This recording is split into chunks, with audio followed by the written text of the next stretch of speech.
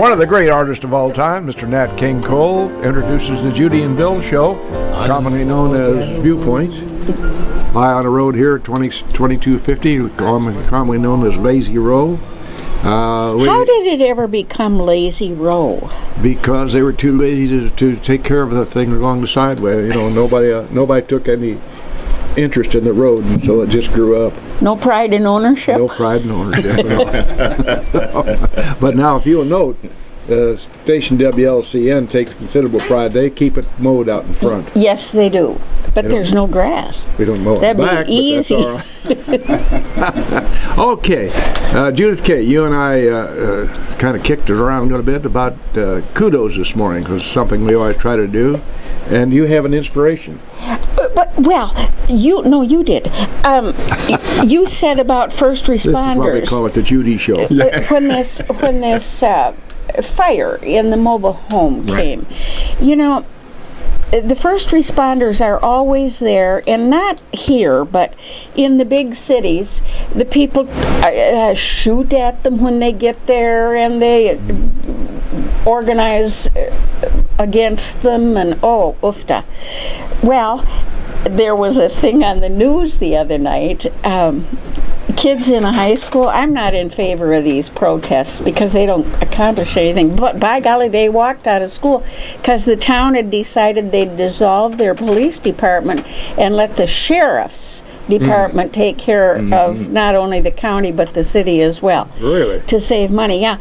And the kids walked out, and I thought, boy, that's the other side of the coin. Yes. And nice to see somebody that's being supportive of them. And the president had a nice ceremony the other day honoring them. Well, that was a bright spot in his day. He's had a few little slings here and there. Friday. Why don't let's get serious here and introduce our guest. So anyway, the matter of your kudos would be to the first responders. Amen. Okay. Okay, I'm awfully glad you're here because, as Bill says, we have some down days. I do watch the news a lot because I do. All right. And, you know, can't get away from you're always so up and so happy and such a good person. And sometimes I get up in the morning and I turn on the news and I think, holy Friday. It's just, everything is bad. Everything is going to pot in a handbasket. And this group hates this group. This religion hates this religion. This color hates this color. This neighborhood hates that neighborhood. This gang has to do away with that gang. And you get to thinking, holy Friday, what's happening to us? And here you are with a big smile, being sweet, and pretending it's all fine. We ought to interject here and say we're not talking about a politician. We're talking about a real down-to-earth guy. Glenn Shelton. Father Silvertongue. That's right. And I use that term with affection and respect. Yes, sir. Really do. Because Glenn once said to me, we were talking about going to one of his services. And Glenn's famous remark, well, if you come to my service, you better pack lunch. That's okay. I tell you what, if we don't get a little better attitude toward religion, I don't know what's going to happen to us in this world. Yes. Anyway, Glenn, it's great to have you with us this morning. Judy and I, we try hard to, we bring some repeat guests in, and you're at the top of the list on repeat guests because we respect what you stand for in the community, and you're just an all-around stand-up guy. Yes, and now, beyond that, now I'm going to get on you. All right. Oh, okay, well, so much for the being nice. We're happy to have you with us, Reverend Glenn Shelton. It's good to be here. You know that. I'm sitting amongst friends. You know, I only have 3. Oh, do you? Well, that's one more than I've got. There's 2 of them sitting directly across from me, and the other one is my wife. Oh, bless her heart. When you were making the introduction, Judy, I was looking around to see who you were talking about. Oh, that's not me. bless your heart, it is you. Me, but I appreciate the introduction, and I'll pay you after we're finished. Is that from the silent collection? Yeah, there you go. You know, you talk about attitudes that people. One of the sayings that I have adopted is, remember, attitude determines your altitude. Exactly. Now, there's ponder on that just a minute. That attitude determines your altitude. Exactly. Sometimes you have to look beyond what you see. The way I set goals is I try to keep my eye on that prize rather than the means to the prize. I expect some barriers, some pitfalls, and so when I go in with that kind of attitude, I'm usually successful in accomplishing that goal. And I'm telling you, I found out that attitude also determines your destiny. Oh, I think you're exactly right about that. Yeah. You know, some of us get a little old, you know. And I can relate. Very few of us get younger, do we? And my theory is, and I think I'm right about this, if I said I'm old, I'd get old very quickly. But I refuse to be old. Exactly. Exactly. I know where I am. Yes. Unfortunately, but that's chronological. But I'm not psychological. I'm not giving into that until I'm forced to. There you go. And I'm going to call in your help then and get you and Mark Evans to take care of it. That's great. Always take that kind of attitude, the positive with it. There's a poem that really I've adopted. It has 4 verses, but I'll just give one. Never made a fortune, and it's probably too late now. Never had a lot of money, but I'm happy anyhow. And as I go through life's journey, I'm reaping more than I sow. And I'm drinking from my saucer because my cup has overflowed. Hey, that's pretty profound. Yeah. That's very profound. And it has a couple more verses, does it? Yes, it does. Yeah. Where'd you find that?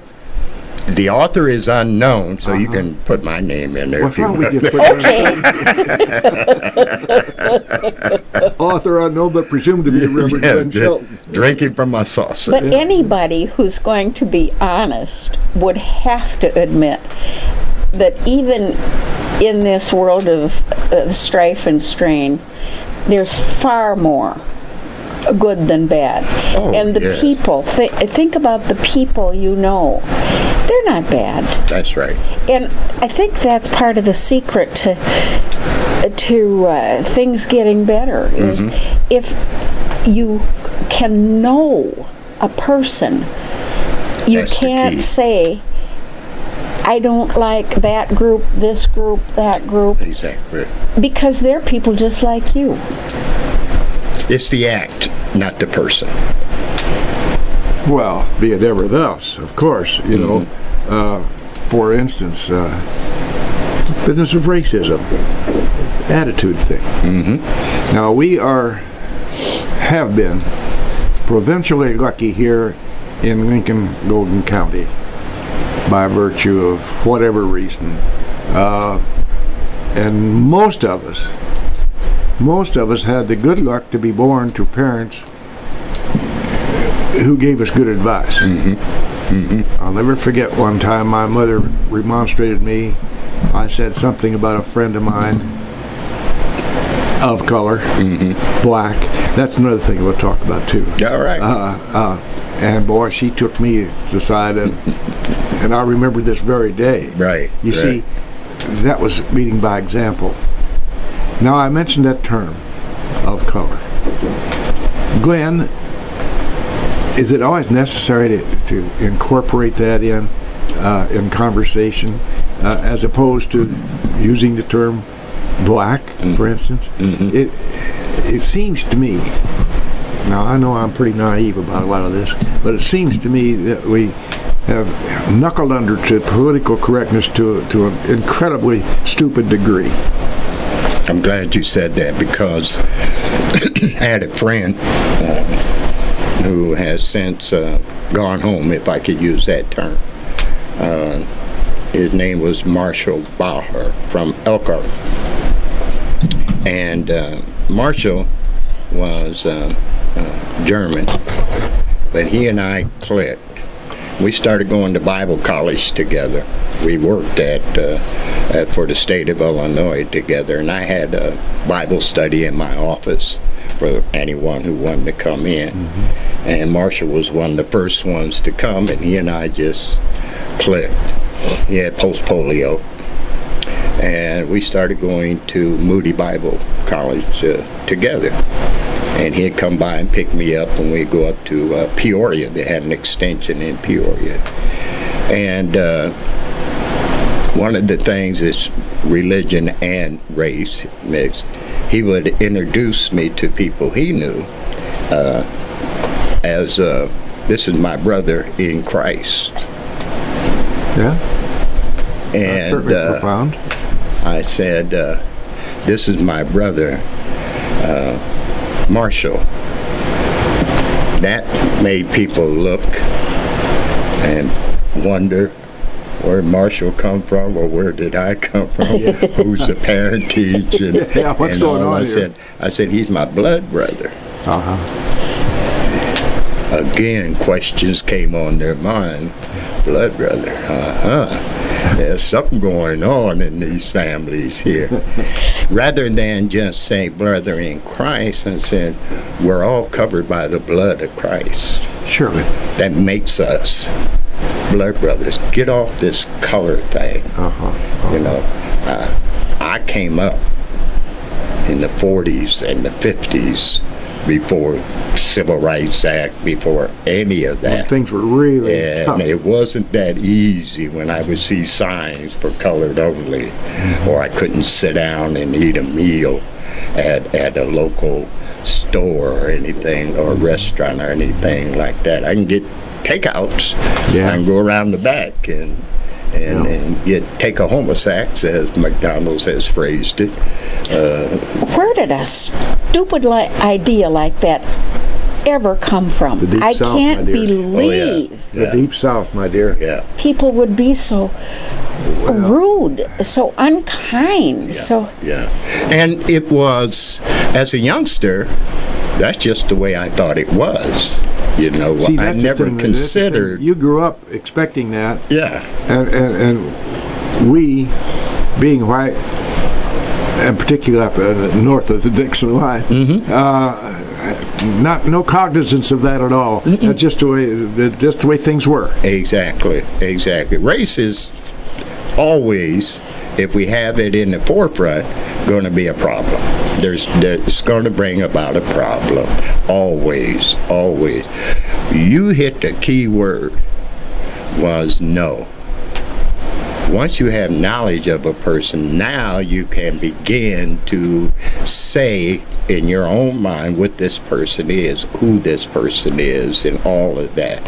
Here in Logan County, Lincoln in particular, I'm a living example of, I had a friend that I would help around, and he would want me to go and talk to his grandmother, loved his grandmother. But the grandpa was a little, I'm not going to say a racist. But he was practicing. Oh, yeah. He brought up the old way. I couldn't go into the house. Really? Grandma would come out on the porch, and we'd sit and talk and everything like that. This went on for the whole summer. At least once a week we would go over and talk. And he had his little, in his couch there, you know, his little nip he would have on a regular basis. Just before the first snowfall, he said, "You can come in." I said, "What?" I've gained something. And he would grab his bottle and try to hide it, you know. So please don't do that. Don't do that. I'm not offended at all. I don't drink, but I am not offended by that at all. Lo and behold, long story short, we had several conversations. couple years later, he passed away, and he wanted me to do his funeral. Interesting. Now, all of his children were raised up having attitudes about people. Exactly. Yeah. So a couple of them, when they passed away, and Grandma said he wants Reverend Shelton to do the the funeral, they didn't like that. So they called another pastor here in Lincoln and to be there at the funeral. And I found out, and I was hoping that pastor would call me and let me know that he was asked to do that, so that when I saw him, I would know or something, but he never did. And he was there. So I gave a eulogy and all of our experiences there. Two of the sons who lived in Missouri, in the hills of Missouri, came up with tears in their eyes, grabbed me, hugged me. They had no idea of the kind of person I was. Right. And one of them became an associate minister at the church that I pastor. Is that right? He moved to Lincoln and joined our church, and after about 3 years, he became a minister. I licensed him to be a minister at our church. You know, another story along that line, your lovely wife, Ginger, yes, and I had a dear friend in common, Joyce Kinsey. Oh, my. There was a woman. Oh, my. And I know when she died, Ginger said that Joyce had always said that Ginger was her best black friend, and Ginger was, if you knew Ginger, she's just a hoot. She said, comedian. I don't know, she said, I think I'm really her only black friend. Yeah, that's a real combination that Reverend Glenn Shelton brought to Lincoln, and he brought to his wife Ginger. Yeah. Yes. I'm not trying to stroke you now, Pastor. All right. But you two sure play well in the community. Oh, bless you. Because you are an integral part of what's going on in the fabric of our community, and you get involved in community affairs and community activities. Yes. Let's talk about the Martin Luther King breakfast. You brought it up with Joyce. Joyce and Glenn are kind of, they're the founders of that, so to speak. I think I'm correct in that. That's correct. And the money from that, tell us where that goes there, Pastor. It goes right to Lincoln College and what we call the Joyce Kinsey Martin Luther King Scholarship. It's endowed. Thankful for the Woods Foundation helping us along that Amen way. To that, yeah. And it's endowed, so every year we have a breakfast at the college to raise more money so that we could help more minority students in Logan County. Right now it is just Logan County that we want to encourage the high school graduating kids to come to Lincoln College, and particularly our minority students. Last year we had a Native American, an Indian, receive the scholarship award. And so it's just not a black thing, but every person that we would consider to be minority in race qualifies for the Martin Luther King Scholarship. Now, I could say honestly, as Joyce Kinsey is the one who wanted Lincoln College.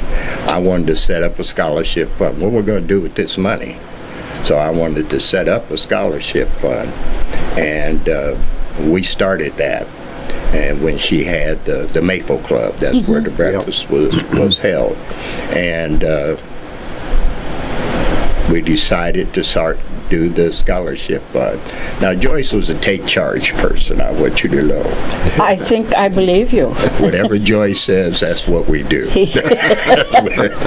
And why not? Yes, she wasn't wrong. No, she wasn't. No, so she said, why don't we have Lincoln College, set the scholarship at Lincoln College. I said, fine, that's great, let's do that. I'll go along with that. And then we finally transferred our money because Lincoln College is set up for that. And for us to try to find ways of honoring and selecting would require us to do recruiting and budgeting and getting the bank fixed up. So we just gave it to Lincoln College, transferred what funds we had to Lincoln College. They set it up, did all the paperwork and everything. It's working out just terrifically. Well, speaking of such mundane matters as money, this station needs sponsors, and therefore we have to give some time to them every hour on the hours, or maybe even before the hour. Yes. So we'll defer to Mr. Ash, and he'll push the right buttons. Go ahead, James. And right back live in the studio here, Viewpoint. Of course, we do that every Wednesday morning at 8:15 to 9 o'clock. Judy and I try to bring us guests that certainly can make the 45 minutes worthwhile for you, and we've done that again today. We don't do it every Wednesday, but most Wednesdays we kind of get by with a guest or two. We're particularly happy to have with us this morning the Reverend Glenn Shelton, whom I'm affectionately call Father Silvertongue because he's such a good orator. I've even known his benedictions to be minor sermons. You got the gift, man. So well, I know where it comes from. So when did you and Ginger first come here, sir? 1984. Oh. And you've seen some things change even in that short time. My goodness. Is it safe to say that you saw, even here in Lincoln, Logan County, more what called racism, for want of a better word, at that time than we do now? Oh, definitely. I can remember before I moved here, 83, towards the end of 83, I used to just drive back and forth from Springfield to Lincoln on Mondays, Wednesdays, Saturdays, and Sundays. And on this particular Wednesday is our Bible study night, still is. And so I had a special kid with me. Special meaning developmental disabilities, both mental and physical. His parents had died, and I had promised them that I would look out after him. So we came on Wednesday night, and after the services were over, my wife said we need to stop at a store when we get to Springfield and get some food. And so I said, well, we're going to move here. We had just built a home in Springfield. I said, we're going to move here. Why don't we spend our money here?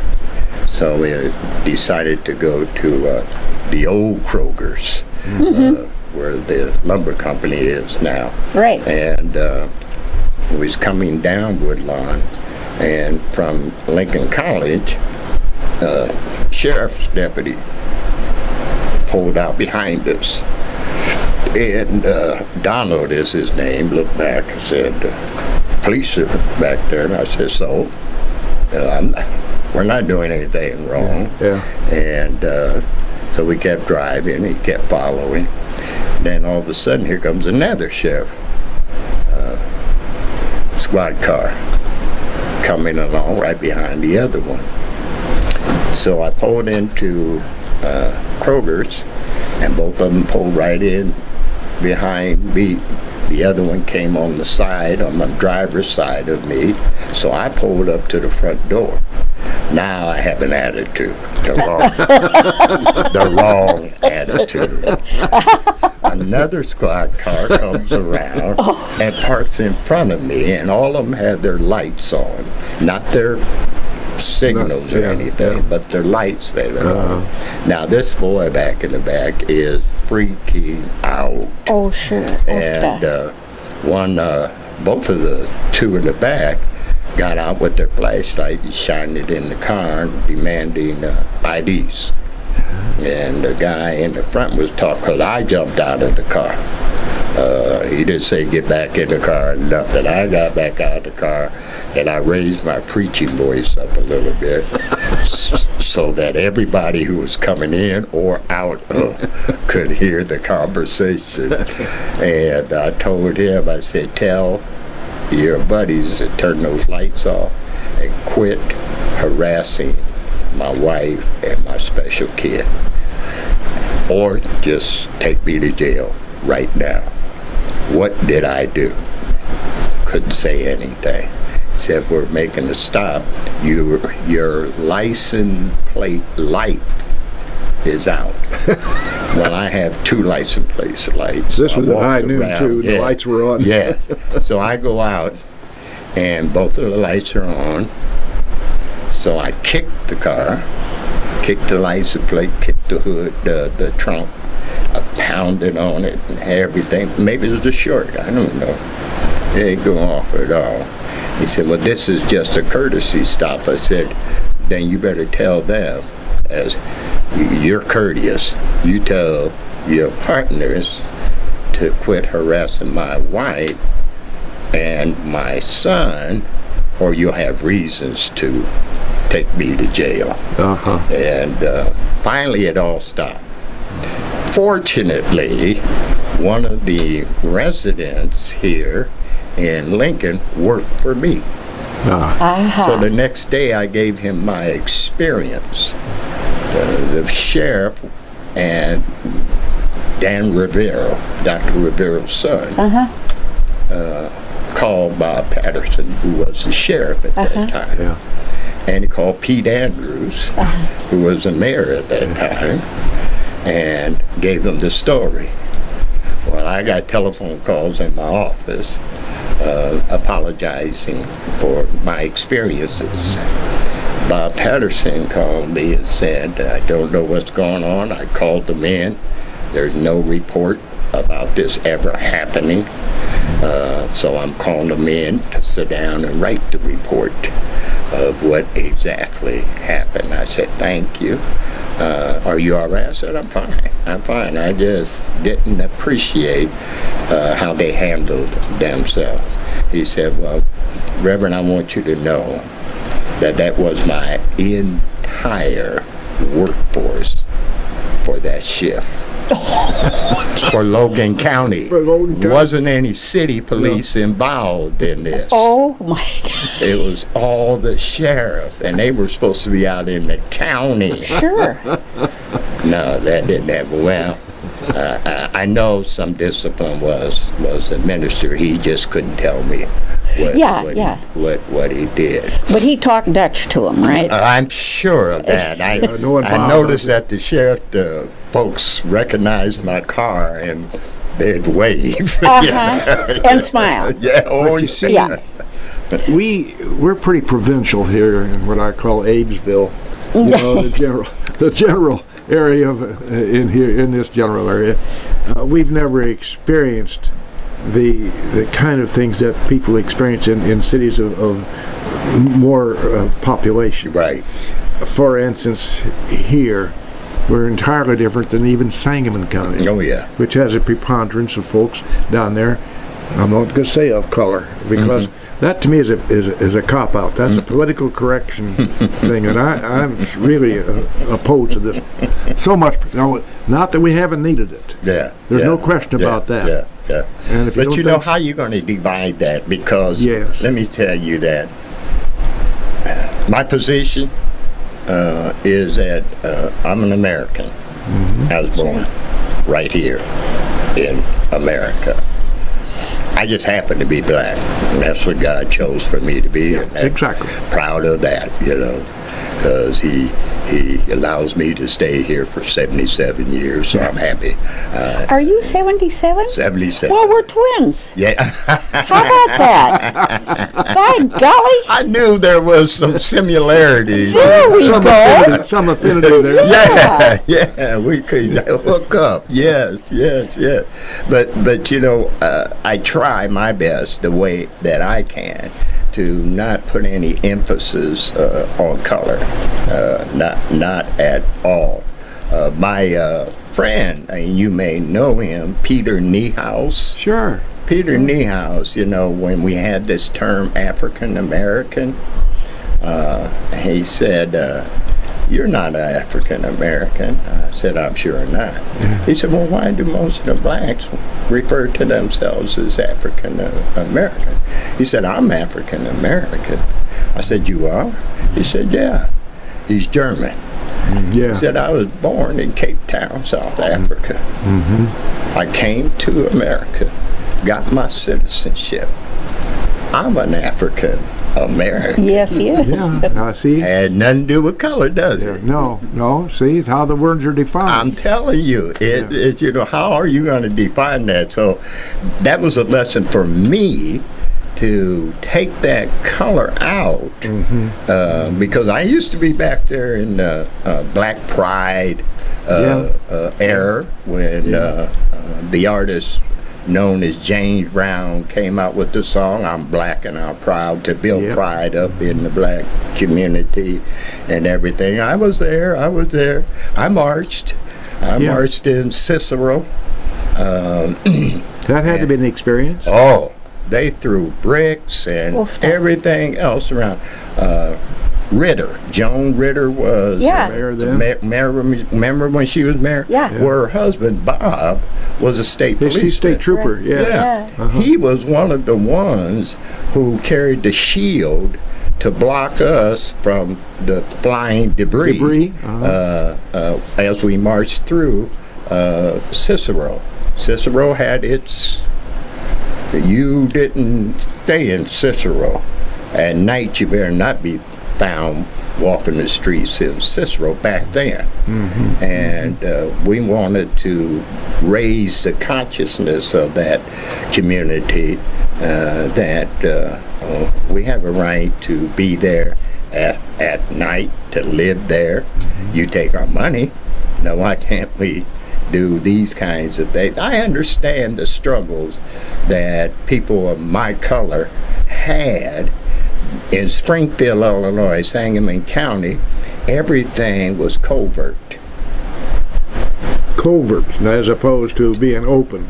Exactly. So you didn't know. I was raised where you did what your parents said. So they would tell us where we could go and where we could not go. Didn't know that it was based upon whether we would be received or not. There were certain back in the day, picture shows, not movies. We go to the picture show.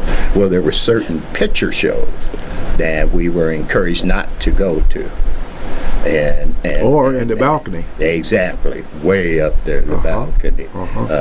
There. So I wasn't aware of those kinds of activities that were there, except when I would go. And it didn't register to Kresge's.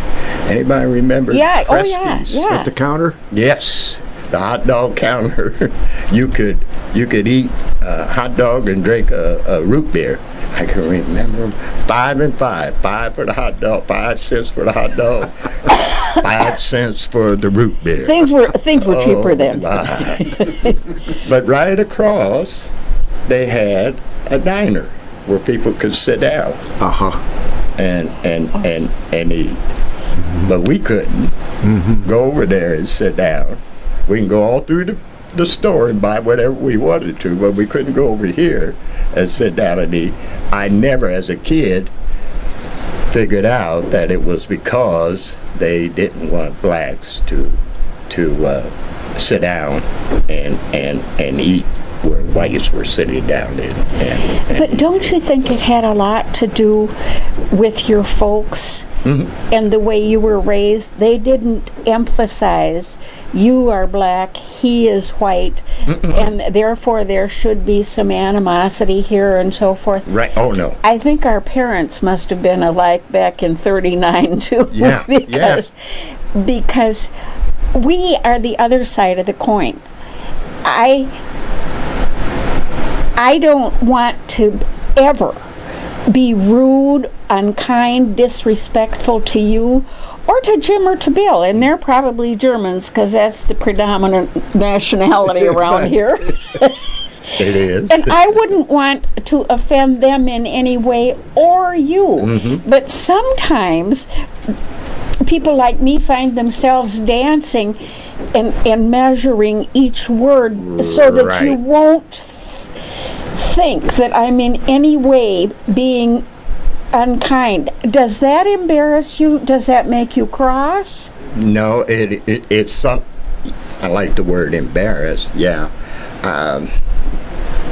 How sometimes you can tell when people are really going out of their way. Yeah. To let you know you're okay pandering with me. To you. Yeah. And I'd rather for a person to be honest, let me know exactly how you feel, so that I can make some changes with me. I never fault a person. I always look at that man in the mirror. Now, what can I do to better myself to be so that the person can see the real me? Am I putting on some kind of false face here, smiling face? No, you're already better. Yeah. You well, did I think with that attitude, you're more successful. But you're not going to change people unless you change. Yeah, that's it's how you see that person. And if you realize that it is not the person, but the acts of the person, what comes out of their mouth, yet you are able to handle that and still smile and still go on and still love that person, still treat that person as if they're number one, always recognize them wherever they are, doesn't make any difference. I've married people, motorcycle gang. Yeah. They are on their motorcycle, and I'm saying, do you hear me? You're playing the second banana to the motorcycle. Can you hear me now? Can you hear me now? And after I joined them together, I stayed to their reception. Now I'm a commodity. These little kids are all around me, and they want to shake my hand. They want to touch me because they've never been that close to a person of my color. Okay. But they got two of them. They said, "What shall we call you? What's your first name?" I said, "No, you can't call me by my first name. No, you don't know me that well, and you're not old enough to call me by my first name." Yeah, there you go. You can call me Rev, or you can call me Grandpa. High school kid. "Hey, Grandpa!" I turned that way. I didn't know who he was. And he came up to me and said, "You married my father at this pond and somewhere." And I said, "Oh, yeah. And you said that we could call you Grandpa." And I said, "You remember that?" He said, "Yeah, I remember." Well, see, that impressed him. With his friends around him. That impressed him because you accepted him. Sure. We're just doggone near out of time here, but 648-5510. Glenn, we just got a little bit here. I'd like to touch a matter that's sensitive. The country over, this Black Lives Matter movement, to me, that just pours fuel on the flame. It's very divisive in and of itself. Am I correct in that? Sure. To a degree, sure. You got the Ralph us trying Abernathy's to change that, not us, but you see people trying to change that to all lives matter. Yes. Yeah, exactly. Or blue lives. Yeah, you don't have to attach a color to it. No. All lives matter. But you see, that's engendered a fomented line of thought in some people who are susceptible to being prejudiced. And they use that as their mantra. Well, as a matter of fact, we've lost a lot of lives under that banner, Black Lives Matter. Sure. It's a terrible thing. Sure. But if you look at the statistics, they were addressing police brutality initially. It came up as police brutality. There was far too many, and I do agree. Question, there's been a lot of that. Being shot simply because, and policemen have gotten away with it. And listen, you talked about first responders. I'm going to tell you who the first responders are. Dispatchers. That's right. Mm-hmm. If it wasn't for the dispatcher knowing the language and lingo of all of the fire, police, sheriff, and all of those different languages that they speak, and giving them the code, they wouldn't have made it to wherever they're supposed to be sent. Kudos to the dispatchers, because I happen to be chairman of our board of directors for 911. And so I want to shout out to you dispatchers all over Illinois, Wisconsin, and surrounding states. They're up close and personal to you, aren't they? Yes, they are. Yeah. Yes, they are. But Black Lives Matter. I understand why, and especially in your large metropolitan areas where you have a heavy concentration of blacks, and then you got gangs, and you got the fights that go on in the gangs, turf territories and stuff like that. All money driven, by the way. All the way. And drugs are associated with that, and everything. Now, if I was a policeman, I happen to be black, Radio Land. If I was a policeman, I would probably be one of those who would be put on administrative leave.